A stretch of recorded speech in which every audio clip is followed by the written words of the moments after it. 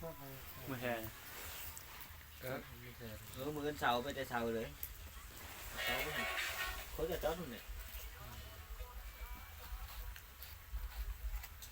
ให้หูดวิดีโอกัน เพราะว่าจะฟังนั้น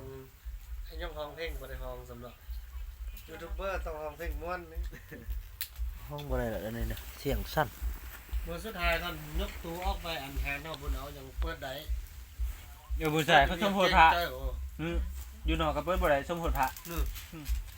เข้ามาเปิดนี่แหละ มื้อสุดท้ายจะเป็นมื้อที่2มื้อวันที่3แล้วติ ตาม มื้อที่3เฮาก็เมื่อแล้ว ที่ช่องมือสุดท้ายเขาเซฟให้ซ้ำเอ็ดเนาะ 31นึง วันที่1เนาะ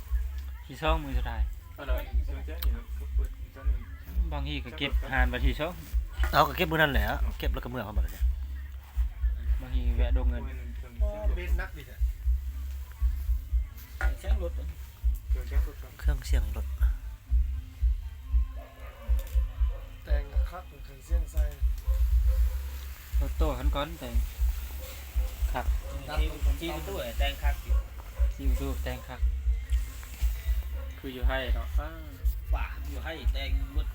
มันได้บางคนมันเป็นหลานป้าย